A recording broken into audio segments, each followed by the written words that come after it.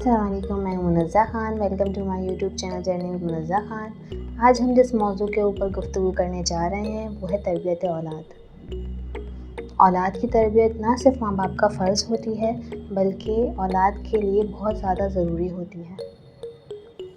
खुशनसीब होते हैं वो माँ बाप जो अपनी औलाद की अच्छी तरबियत कर पाते हैं।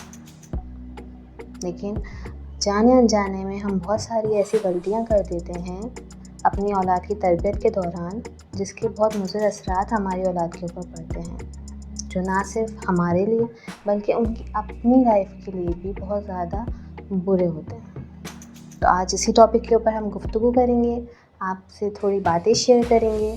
तो मेरे सफ़र में शामिल होने के लिए बेल आइकन को प्रेस कर दीजिए, मेरे चैनल को लाइक करें, शेयर करें, सब्सक्राइब करें। तो चलिए स्टार्ट करते हैं।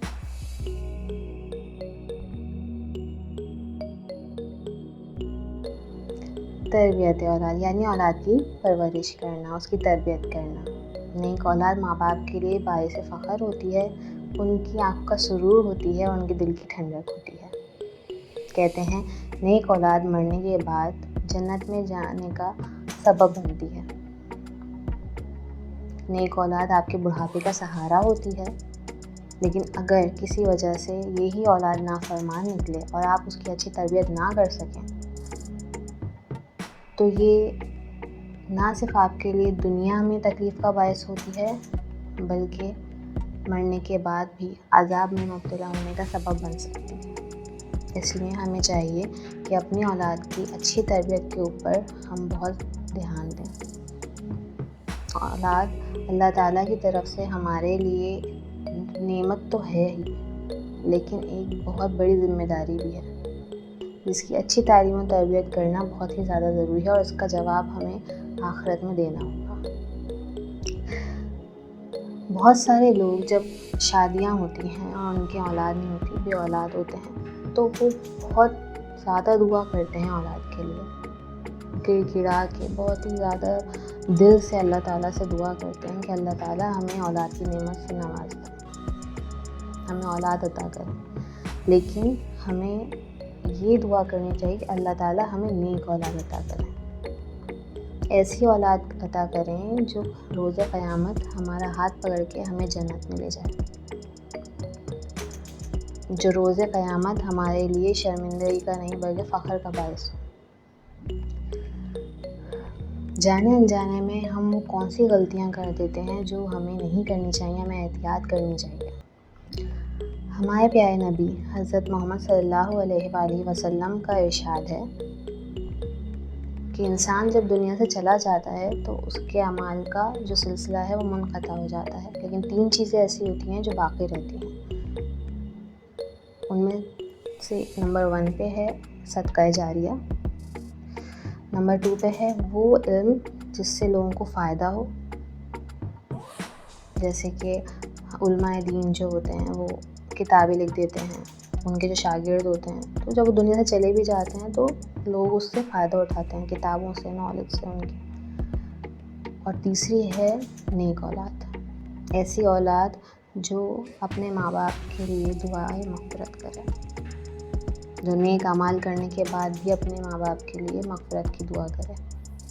तो आप सब समझ सकते हैं कि औलाद की तरबियत कितनी ज़्यादा इम्पोर्टेंट है, लेकिन हम जाने अनजाने में ऐसी बहुत सारी गलतियां कर देते हैं जिसकी वजह से उनके ऊपर बहुत बुरे असरात पड़ते हैं। मसलन आज हम कुछ पॉइंट्स इसमें कवर करेंगे। झूठ बोलना बहुत बुरी बात है, लेकिन कहीं ना कहीं हम खुद ही अपनी औलाद को जाने अनजाने में झूठ बोलने की तरबियत देते हैं। कैसे? कभी किसी का फ़ोन आया, किसी ऑफिस से आया या किसी ऐसे बंदे से आया जिससे हम बात नहीं करना चाहते, तो हम बच्चों को बोल देते हैं बेटा बोल दो पापा सो रहे हैं, मम्मा घर पे नहीं है। कोई दरवाजे पे आया, उस शख्स से हम मिलना नहीं चाहते, तो हम बच्चों को बोलते हैं जाओ बेटा बोल दो कि अम्मी अब्बू घर में नहीं है। कोई कुछ कहने के लिए आपके पास आया, किसी काम से आया और वो आपके घर में आ गया, तो हम कहते हैं उन्हें बोल दो यार सो रहे हैं अम्मी अब्बू। बेसिकली ये बहुत छोटी छोटी बात हैं जो अक्सर घरों में हो रही होती हैं, लेकिन इससे होता क्या है कि हम अपनी औलाद को कहीं ना कहीं तरबियत देते हैं झूठ बोलने की। आज जो वो सीख रहे हैं फ्यूचर में जाके वो यही करेंगे, वो हमें बोलेंगे, वो जाएंगे कहीं और वो बताएंगे कहीं और का, कह देंगे हाँ हम तो घूमने थोड़ी गए थे, हम तो कहीं बैठे हुए थे, हम तो कहीं पढ़ाई कर रहे थे, कहीं पता चल रहा होगा वो कहीं घूम के आ रहे हैं। लेकिन क्यों? क्योंकि हमने उन्हें यही तो सिखाया है, इसमें उनकी क्या गलती है? तो ऐसा करने से पहले आप सोचें, 100 बार सोचें कि आप क्या कर रहे हैं, उन्हें क्या तरबियत दे रहे हैं, आप उन्हें क्या सिखा रहे हैं, तो इन चीज़ों से अवॉइड करें। फिर अक्सर ये भी देखा जाता है कि घर होते हैं, जॉइंट फैमिली सिस्टम होता है, तो झगड़े होते हैं आपस में, क्योंकि घर में देखें, कहते हैं घर में हर तरह के लोग होते हैं, सबकी मेंटालिटी अलग होती है, सबकी सोच अलग होती है, आप बदल नहीं सकते।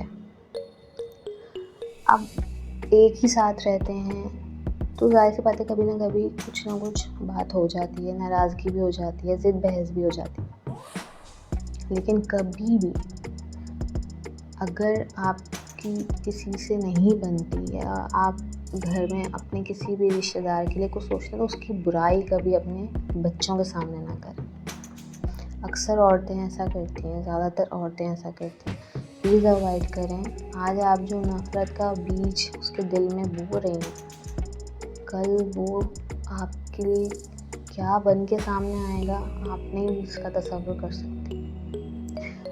कई बार हमने ये देखा है घरों में जो बच्चे होते हैं वो अपनी दादी से, फुप्पियों से, चाचा से, ताई से, चाची से, ताया से और कुछ जगहों पे ननिहाल वालों से भी इज़्ज़त से पेश नहीं आते। उनके दिल में बहुत बुराइयाँ होती हैं, आपने हमारी अम्मी के साथ ये किया, आपने ये किया। उन्हें कौन बताता है? ये वालिदैन होते हैं जो बताते हैं। अपने ही रिश्तों से उनका दिल ख़राब हो जाता है। वो इज़्ज़त करने के बजाय इन रिश्तों पे से यकीन ही खो देते हैं अपना। तो प्लीज़ इस चीज़ से अवॉइड करें। आपके जो भी मामलात हों, लेकिन उन बच्चों का एक एहतराम का रिश्ता है, उसको बरकरार रहने दीजिए। इस चीज़ को आप प्लीज़ इस पर फोकस करें, उनका बचपन ख़राब ना करें। तीसरी गलती जो हमारे यहाँ अक्सर की जाती है वो ये होती है कि जब मियाँ बीवी आपस में लड़ रहे होते हैं, देखिए बच्चे जो होते हैं ना, अब कोई बच्चा है, हम उसे बोलें कि बेटा आप झूठ नहीं बोलो, आप किसी से लड़ाई नहीं करो, आप किसी से बदज़बानी नहीं करो, बदसलूकी नहीं करो। लेकिन हम क्या कर रहे हैं? हम आपस में यही कर रहे हैं, बदसलूकी कर रहे हैं, बदज़बानी कर रहे हैं, दूसरे को बातें सुना रहे हैं, झगड़ा कर रहे हैं, दूसरे पे चीख रहे हैं, चिल्ला रहे हैं। तो बच्चा हमसे वही सीखेगा। हम जो बोल रहे हैं बच्चा वो नहीं करेगा, वो जो देख रहा है वो वही करेगा। बच्चों का दिमाग बिल्कुल ब्लैंक होता है। आप समझ एक कंप्यूटर होता है, उसमें आप जो फीड करेंगे ना, आप जो प्रोग्रामिंग फीड करेंगे आपको वही देखने को मिलेगा। आपने जो फीड कर दिया वो कर दिया। मियाँ बीवी आपस में लड़ रहे होते हैं, रिश्तेदार आपस में लड़ रहे होते हैं, झगड़ रहे होते हैं, चीख रहे होते हैं, एक दूसरे को पता नहीं दुनिया भर की बातें बोल देते हैं, लिहाज नहीं करते बच्चों का। बच्चों को बिठा के कर रहे होते हैं एक दूसरे के साथ सारी बुराइयाँ भी ना। आपको पता है बच्चे आपसे क्या सीख रहे हैं? Specially husband wife. वो बच्चा कभी अपनी लाइफ पार्टनर के ऊपर ट्रस्ट नहीं कर पाएगा, वो बच्चा कभी उसको वो रिस्पेक्ट नहीं दे पाएगा, क्योंकि उसने अपने घर में यही देखा है, लड़ते हुए देखा है, चीखते चिल्लाते हुए देखा है अपने बचपन में अपने माँ बाप को। तो जब आगे वो रिलेशनशिप में जाएगा तो वो कंफर्टेबल फील नहीं करेगा। वो यही सोचेगा, उसके जहन में ये रहेगा कि आप मेरे फादर मेरी मदर को कैसे ट्रीट करते थे। बहुत तबाह हो जाती है बच्चे की पूरी शख्सियत। आप प्लीज़ इस चीज़ से अवॉइड किया करें। हाँ मैं मानती हूँ मियाँ बीवी में झगड़े होते हैं, रिश्तेदारों में झगड़े होते हैं, लेकिन बच्चों का वहाँ पे कोई काम नहीं था। बच्चों के सामने अवॉइड करें, ऐसी बातें ना करें। अगर आपको लगता है बच्चे सो रहे हैं, बच्चे नहीं समझते, या आप जो एक दूसरे साथ कर रहे हैं उनको कुछ पता ही नहीं चलेगा, ऐसा नहीं है। बच्चे इमोशंस को फील करते हैं, आपकी जो भी आपकी बॉडी लैंग्वेज को फील करते हैं, आपके रिएक्शन को महसूस करते हैं। वो ऐसा नहीं है कि वो समझते नहीं हैं, वो बहुत कुछ समझते हैं। इसलिए आप अपने एक्शंस के ऊपर तवज्जो दें कि आप क्या कर रहे हैं बच्चे के सामने।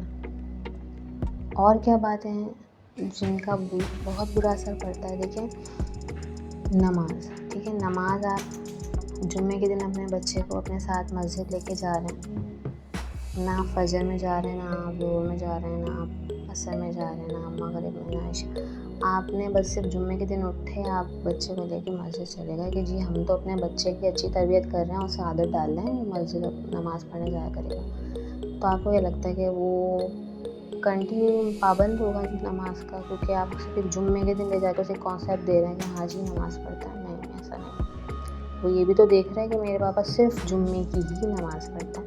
तो प्लीज़ इस चीज़ के ऊपर भी तवज्जो दीजिए कि आप अगर नमाज की पाबंदी करेंगे तो बच्चे खुद ब खुद आपको देख के नमाज की पाबंदी करेंगे। ऐसा नहीं है कि मैं तो एक काम ना करूँ और मैं बच्चों को बोलूँ कि नहीं जी आपको करना ही करना है, ऐसा नहीं होता। आप जब बच्चों को ट्रेन करते हैं तो आपको अपने अंदर बहुत सारी चेंजेस लानी होती हैं। मैं बोलना चाहूँगी उन औरतों को भी जिनका कहना चाहिए कि वो सास होती हैं, ठीक है, सास हैं आप, ठीक है, आप एक अपने बच्चे की आप वालिदा हैं, आप अपनी बहू की भी वालिदा हैं, ठीक है, आपने एक उम्र गुजारी है, आपको बहुत ज़्यादा एक्सपीरियंस है ज़िंदगी का। एक घर को जोड़ के रखना, बच्चों में आपस में मोहब्बत कायम रखना, ये आपका काम है, आपकी ज़िम्मेदारी है।